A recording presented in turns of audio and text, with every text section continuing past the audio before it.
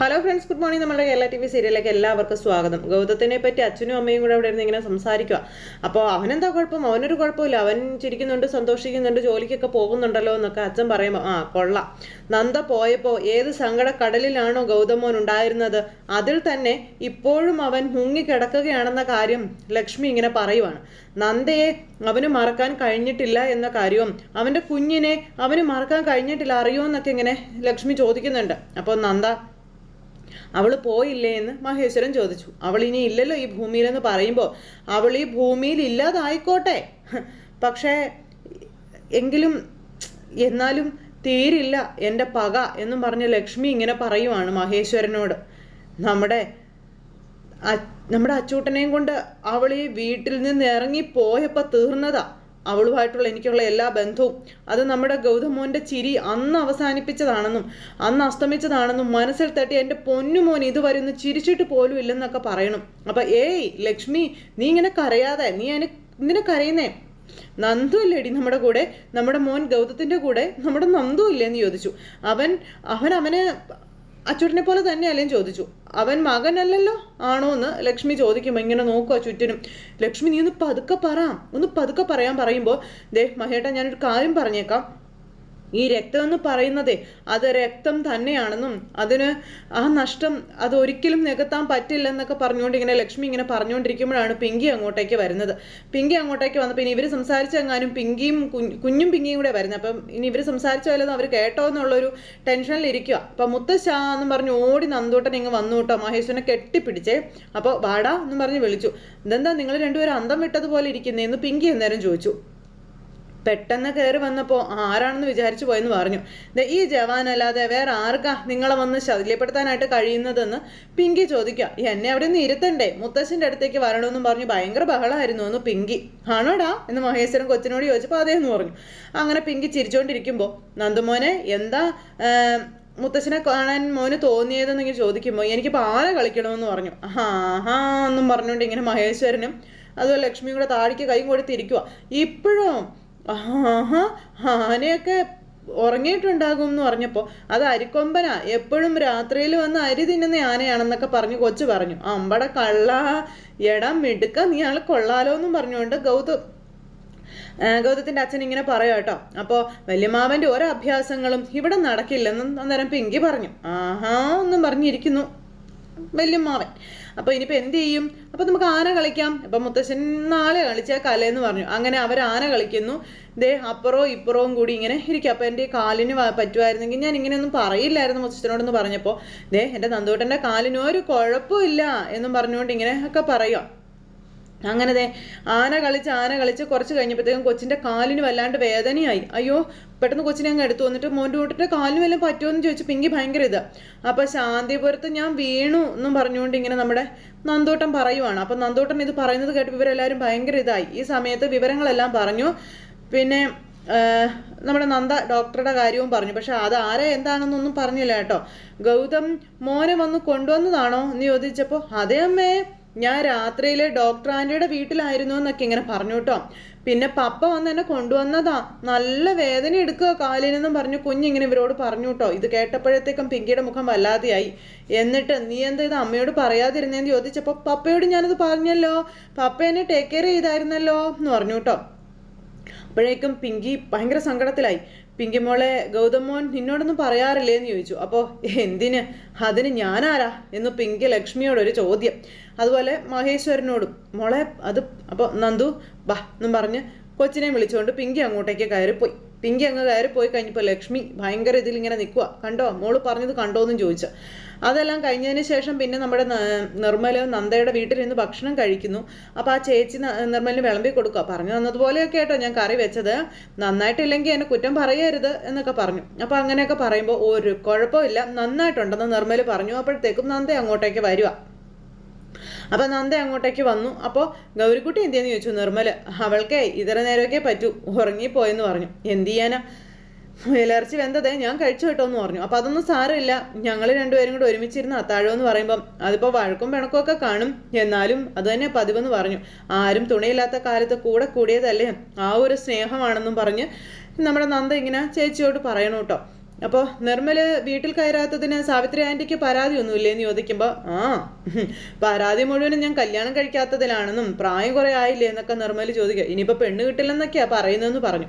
അതൊന്നും അങ്ങനെ തട്ടിപ്പ് കേസായിരുന്നെങ്കിലും സാഗർ ഫിനാൻസിലെ ജോലി വലിയ കുഴപ്പമില്ലായിരുന്നു എന്നുള്ളതാണ് അമ്മയുടെ ഒരു അഭിപ്രായമേ.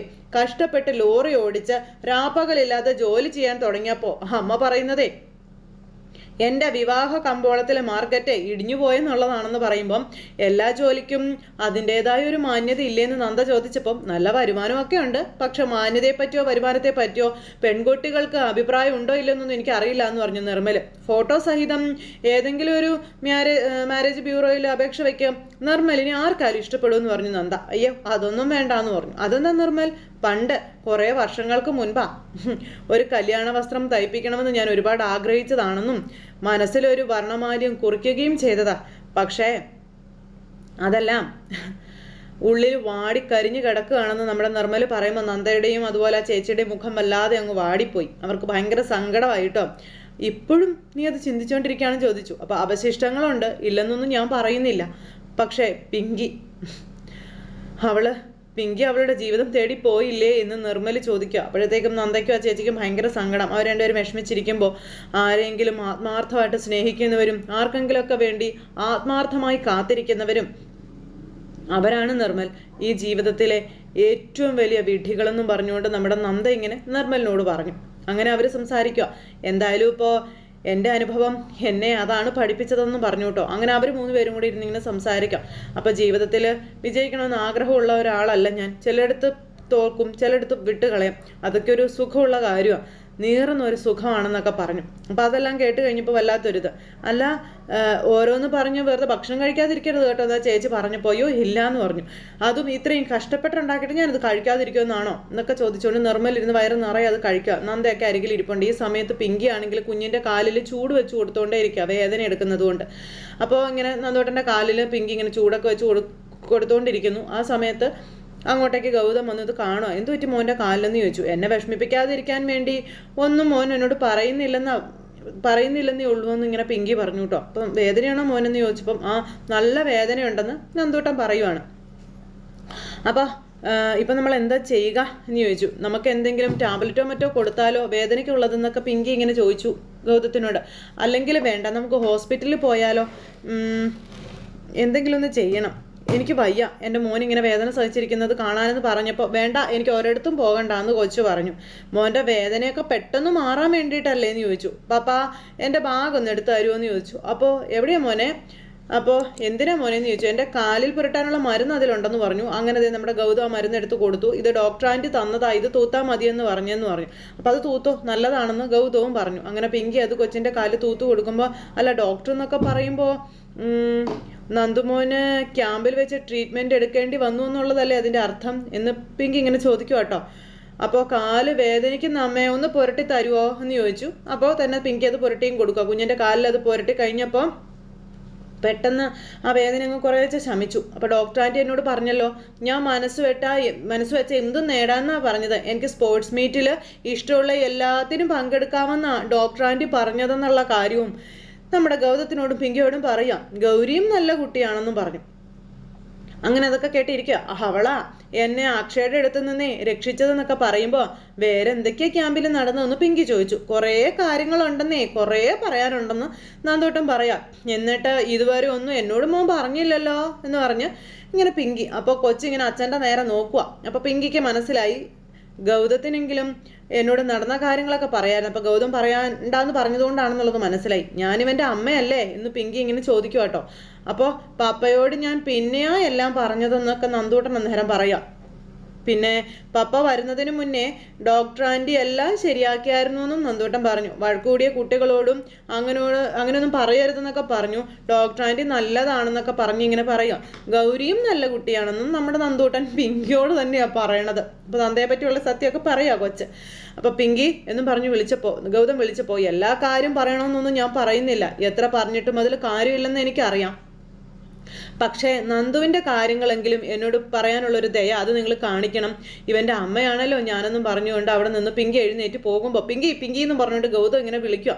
പക്ഷെ പിങ്കിയുടെ പാട് നോക്കിപ്പോയി. പപ്പാ പാപ്പ വന്നിവിടെ ഇരുന്നേ എന്ന് പറഞ്ഞ് നന്ദൂട്ടൻ അന്നേരം കൊച്ചിൻ്റെ അടുത്ത് വിളിച്ചിട്ട് കുഴപ്പമായോ പാപ്പാ എന്ന് ചോദിച്ചു. അപ്പം എന്ത് കുഴപ്പം, എൻ്റെ മോനല്ലേ പോലീസ്, അമ്മയിൽ നിന്നേ മോൻ എന്നെ രക്ഷിച്ചാൽ മതി കേട്ടോ എന്ന് ഗൗതം പറയുമ്പം ശരിയെന്ന് നന്ദൂട്ടൻ അങ്ങനെ പറഞ്ഞെങ്കിലും ഗൗതത്തിൻ്റെ മനസ്സിൽ ഭയങ്കര വിഷമം. ഇതെല്ലാം കഴിഞ്ഞതിന് ശേഷം പിന്നെ നന്ദൂട്ടനും ഗൗതം അവിടെ ഇരിക്കുന്നു. പിന്നെ നന്ദയുടെ അടുത്ത് നിന്ന് നിർമ്മൽ പോകാനായിട്ട് ഇറങ്ങുക. അപ്പോൾ യാത്ര പറഞ്ഞ് ഇറങ്ങുമ്പോൾ ഒത്തിരി രാത്രി ആയല്ലോ എന്നാ ചേച്ചി പറഞ്ഞു. അതും സാരമില്ല, എന്തായാലും രാത്രി ആയാലും മുയലിറച്ചി കഴിക്കാൻ പറ്റുമല്ലോ എന്നൊക്കെ പറഞ്ഞ് നിൽക്കുക. അപ്പം നന്ദ ഇങ്ങനെ വിഷമിച്ച് നിൽക്കുക. കണ്ടോ നന്ദ, നളിനി പുരോഗമിച്ച് കേട്ടോ എന്ന് പറഞ്ഞു നിർമ്മൽ. അപ്പോഴും നന്ദയുടെ മുഖത്തൊരു വിഷമവും ഒരു സങ്കടമൊക്കെ. അപ്പോൾ എന്തു പറ്റിയെന്ന് ചോദിച്ചു നിർമ്മൽ. നന്ദ ഇത് ഏത് ലോകത്താ, എന്താന്ന് ചോദിച്ചപ്പോൾ ഒന്നുമില്ല എന്ന് പറഞ്ഞു. ഞാൻ പറഞ്ഞതിനെ പറ്റിയാണോ നന്ദ ആലോചിക്കുന്നതെന്ന് ചോദിച്ചപ്പം അതൊരു വിഷയമാണ്, അതൊക്കെ വിട്ട് കള. അങ്ങനെയാണെങ്കിൽ നന്ദ പറഞ്ഞതിനെക്കുറിച്ച് ഞാനും ആലോചിക്കണ്ടേന്ന് ചോദിച്ചു. നമുക്ക് തോന്നുന്നിടത്ത് നിൽക്കുന്ന സ്വഭാവം മനസ്സിനില്ലല്ലോ നിർമ്മൽ, അത് നമ്മൾ ആ വഴിക്ക് കൊണ്ടുവരുന്നതല്ലേന്ന് ചോദിച്ചു. അങ്ങനെ നന്ദ തൻ്റെ ഉള്ളിലെ സങ്കടങ്ങളൊക്കെ നിർമ്മലിനോട് പറഞ്ഞു. അങ്ങനെ ഇവർ സംസാരിച്ചുകൊണ്ടിരിക്കുന്ന തൊട്ടടുത്ത നിമിഷം തന്നെ നന്ദയുടെ വീട്ടിലേക്ക് കുറച്ച് ആൾക്കാർ കയറി വരും. നിർമ്മൽ പോകാൻ ഇറങ്ങിയ സമയത്തായിരുന്നു. അപ്പോൾ ഇവർ നോക്കുമ്പോൾ കാണുന്നത് അന്ന് നന്ദയെ ഭീഷണിപ്പെടുത്ത ആ സ്ത്രീയും അവരുടെ കൂടെയുള്ള കുറച്ച് കൂട്ടാളികളുമാണ് അങ്ങോട്ടേക്ക് വരുന്നത്. അങ്ങനെ അവർ വന്നു ഇങ്ങനെ നിൽക്കുക കേട്ടോ. അപ്പം നിർമ്മൽ ഇവർക്ക് കിടക്കി നിൽക്കുക. അപ്പം നിങ്ങളെന്താ പടക്കൊരുങ്ങി വന്നിരിക്കുന്ന പോലെ രാത്രിയിൽ? അപ്പം ഞാനൊരു മുൻ ചെയർപേഴ്സണായി പോയില്ലേ, നാട്ടുകാരൊരു പരാതി തന്നാ ഇറങ്ങി പുറപ്പെട്ട് അത് പരിഹരിക്കാതെ പറ്റത്തില്ലല്ലോ എന്ന് ചേച്ചി ഇവരോട് പറഞ്ഞു. അപ്പം നിർമ്മൽ ഇങ്ങനെ നിൽക്കുക കേട്ടോ. പരാതിയോ? എന്തു പരാതി? എന്താ നിങ്ങൾക്ക് കിട്ടിയത്? ഒരു തള്ളയും മകളും മാത്രം താമസിക്കുന്ന വീട്ടിൽ അസമയത്ത് ചില വരവ് പോക്കുകളൊക്കെ ഉണ്ട് എന്ന്. അപ്പോൾ ഇവരെ പറ്റി അവഖ്യാതി പറഞ്ഞുണ്ടാക്കാനുള്ള ശ്രമമാണ് ചുരുക്കത്തിൽ. ആ സമയത്ത് വരവും പോക്കുവോ എന്ന് വെച്ചാൽ നിങ്ങൾ എന്താ ഈ പറയുന്നേ? പ്രേതസഞ്ചാരം വല്ലതാണ് ഉദ്ദേശിച്ചത്? ഒറ്റപ്പാലത്തൊക്കെ അങ്ങനെ ഒരു പ്രയോഗമുണ്ട്, വരുത്തുപോക്കെന്ന് പറയും. അറിയാമോന്ന് ചോദിച്ചു. പ്രേതസഞ്ചാരമാണോ ജാരസഞ്ചാരമാണോ എന്ന് അത് ഉറപ്പിക്കാൻ ആ നാട്ടുകാരെ എന്നെ ഏൽപ്പിച്ചതെന്നും പറഞ്ഞാൽ പുള്ളിക്കാരി ഇങ്ങനെ പറഞ്ഞു. നേരിട്ട് കണ്ടപ്പോൾ മനസ്സിലായി ഇത് ജാരസഞ്ചാരമാണെന്ന്. അപ്പോഴത്തേക്ക് നമ്മുടെ നിർമ്മല പോക്കൃത്തരം പറഞ്ഞാലുണ്ടല്ലോ, പെണ്ണാണെന്നൊന്നും ഞാൻ നോക്കത്തില്ല എന്ന് പറഞ്ഞു നിർമ്മല. അപ്പം നിർമ്മൽ വേണ്ടാന്ന് പറഞ്ഞു നന്ദ. അല്ലെങ്കിൽ എന്താ ഇവൻ എൻ്റെ ദേഹത്ത് തൊടുവോ? ഒരു കാര്യം ഞാൻ പറഞ്ഞേക്കാം, ഇത് എൻ്റെ വീടാണ്, ഇത് എൻ്റെ മുറ്റമാണ്, ഇവിടെ എൻ്റെ അനുവാദം ഇല്ലാതെ ആരും കയറേണ്ട കാര്യമില്ല എന്ന് നന്ദ പറയുമ്പോൾ ഒന്ന് അനുവദിക്കുക, ഞങ്ങളൊന്ന് കയറി നോക്കട്ടെ, ഇവിടെ ഏവനൊക്കെയാ വന്നു പോകുന്നതെന്ന് പറയുമ്പോൾ വിക്ടറെ നിന്റെ ചെവിക്കല്ല അടിച്ച് പൊട്ടിക്കുമെന്ന് ഞാൻ പറഞ്ഞു, അത് ഞാൻ ചെയ്തിരിക്കുമെന്ന് നിർമ്മൽ പറഞ്ഞു. അത് 3.5 തരമാണെന്നും. അപ്പോൾ വിക്ടർ പറഞ്ഞതിൽ എന്താടാ തെറ്റുള്ളത്? ഇവിടെ വേറെ ആണുങ്ങളുണ്ടോ? ഇല്ലല്ലോ. ഇവളുടെ ഭർത്താവിനെ ലോകത്ത് ആരെങ്കിലും കണ്ടിട്ടുണ്ടോടാ? എന്ന് രാത്രി വന്ന് നോക്കിയാലും ഇതുപോലെ ഓരോ അവന്മാരെ കാണാമല്ലോ. ഇതിനൊക്കെ ആരാ ഇവരുടെ ഭർത്താവ്? ആരൊക്കെയാ കൊച്ചിൻ്റെ തന്ത? ഒന്നും അറിയില്ലല്ലോ എന്ന് പറയുമ്പോൾ മതി നിർത്തിക്കോളാൻ പറഞ്ഞു നന്ദ ആ തളച്ചിയോട്. അവരിങ്ങനെ അന്തം വിട്ട് നിൽക്കുക നന്ദയുടെ കലിപ്പ് കണ്ട്. ആർക്കൊക്കെ എന്തൊക്കെയാ സംശയമുള്ളത് ഇങ്ങോട്ട് എഴുതിത്താ, അല്ലെങ്കിൽ ചോദിക്ക്, മറുപടി ഇപ്പം തന്നെ ഞാൻ തരാമെന്ന് പറയുമ്പം നാട്ടുകാരെല്ലാവരും കൂടി നിന്റെ പുരയ്ക്കകത്ത് നിന്ന് ഒരുത്തനെ കയ്യോടെ പിടിച്ചപ്പോൾ നിന്ന് കുരയ്ക്കുന്നോടി എന്നും ചോദിച്ചുകൊണ്ട് നന്ദയോട് ഈ പുള്ളിക്കാരി വളരെ മോശമായ രീതിയിൽ സംസാരിക്കുക. പോലീസിനെ വിളിച്ചാലുണ്ടല്ലോ, ഇപ്പം നീ അകത്താണെന്നും വ്യഭിചാര കുറ്റത്തിനെന്നൊക്കെ പറയുമ്പോൾ നീ വിളിച്ച് നീ നോക്ക്, അപ്പ കാണാം കളി എന്താണെന്ന്. അപ്പൊ എന്ത് ചെയ്യും നീ പുള്ളിക്കാരി ചോദിച്ചു.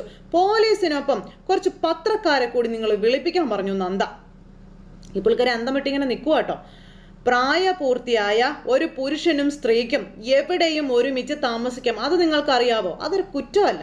പക്ഷേ DJ പാർട്ടിക്കിടെ മയക്കുമരുന്ന് കച്ചവടം നടത്തിയ നവീനെ പറ്റിയുള്ള വിവരങ്ങൾ പോലീസിന് കൈമാറിയ എന്നെ തോൽപ്പിക്കാൻ അമ്മയും മുൻ ചെയർപേഴ്സണുമായ മഞ്ജുള മാഡം നേരിട്ട് ഇറങ്ങിയിരിക്കുകയാണെന്ന് വെണ്ടയ്ക്ക് അക്ഷരത്തിൽ നിരത്തും പത്രങ്ങൾ നിങ്ങൾക്ക് കാണണമെന്ന് ചോദിച്ചു. അപ്പോൾ ഫലത്തിലെ അവശേഷിക്കുന്ന നിങ്ങളുടെ രാഷ്ട്രീയ ഭാവി കൂടി ഗോപി വരയ്ക്കുമെന്ന് പറഞ്ഞാൽ തള്ളച്ചീനെ ആട്ടി മൂടി പൂട്ടി അതിനുള്ള ശക്തി നിങ്ങൾ കൊണ്ടോന്ന് ചോദിച്ചു.